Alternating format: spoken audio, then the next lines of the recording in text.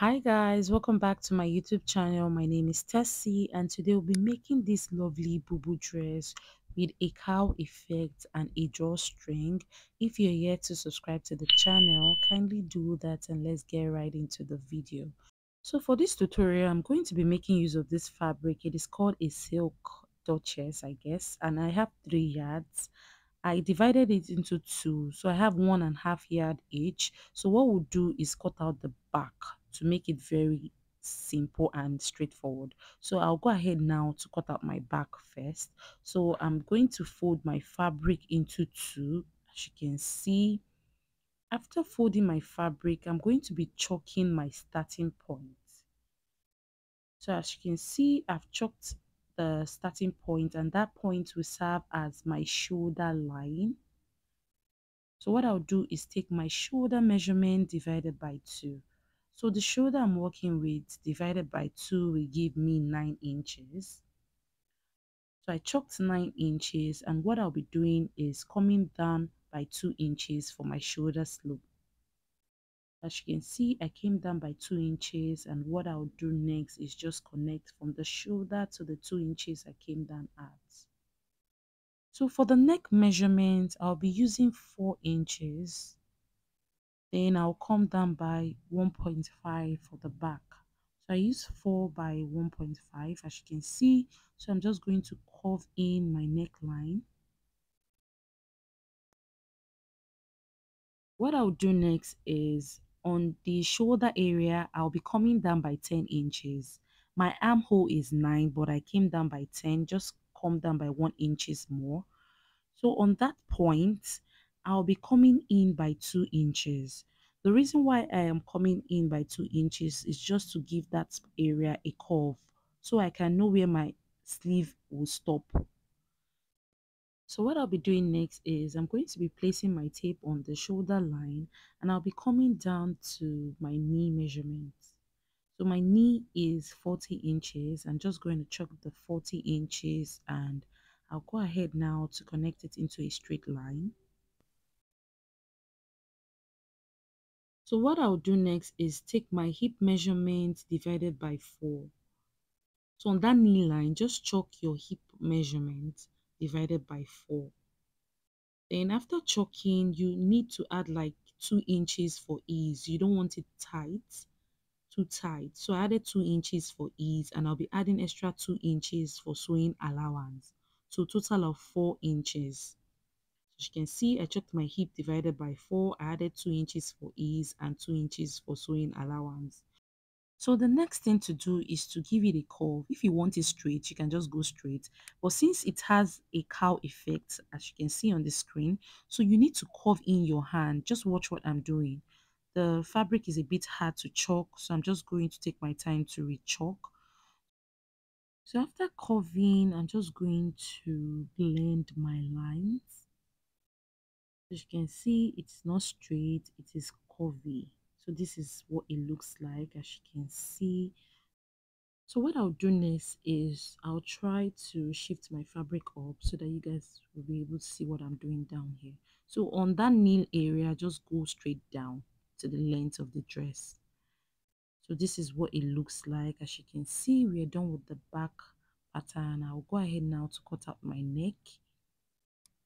After cutting out my neck, on that shoulder area, I'm just going to leave like half an inch for joining allowance.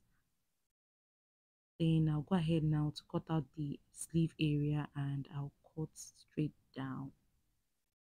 So guys, you can see how curvy my dress is looking. I want the cow to come out well, so this is how it is. So you need to curve in your hand just like this. So we'll go ahead now to cut out the front. So for the front, I folded my fabric into two. Then I placed my back on the front. So place it equally. After doing that, I'm just going to be cutting it out. So I'll cut same thing. So the difference between the front and the back is just the neckline. The front has like a V neckline. So after cutting the front, what I'll do is on that neck area, I'm just going to come in by 4 inches, just the way we did on the back. Then I'll be going down by, let's say, 8 inches. So it depends on how deep you want it to be. So I came down by 8 and I'm just going to give it a V neckline. After doing that, I'll go ahead now to cut that part out. So that's just the difference between the front and the back. The front has a V neckline while the back just has a round neckline. So after cutting, this is what I have for the front. So we'll be working on the front pattern. So I don't want to use a bias for it. So I'll be cutting a facing. So as you can see, I have pieces and I just folded it into two. Then I'm just going to place my front on it. That's the V neckline area. So I'll go ahead now to place it. You know, the pieces is on fold. So my fabric too is on fold. So I'll go ahead now to cut out my neckline. So go ahead, cut out the neck area. After doing that, you determine how wide you want your facing to be. For me, I don't want my facing too wide, so I'm just going to be cutting like 2 inches thereabouts. So after doing that, this is what it looks like, as you can see. So I'm just going to place my facing on my fabric, the right side facing each other. After placing it on it, I'm just going to run a stitch 1/2 inch all the way down. Then I'll fold and turn. So guys, I've gone ahead to stitch, and what I did was just to fold the edges since I cannot weave at the moment. So I folded, and you can use an Emmy gum to just hold it in place. And I also went ahead to iron the middle part of my fabric. It is very important you do that. So what I did next was to cut a pieces, and I have 2.5 inches. I folded the edges. As you can see, the piece is very long. So what I'll do is just place it on that middle part.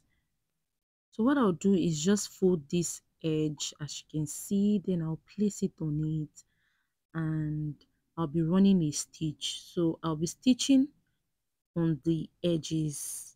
So you stitch on this edge all the way down, then you stitch on this edge as well all the way down, then you stitch on the middle part all the way down. So to make it easier, I'm just going to be pinning the piece on the fabric.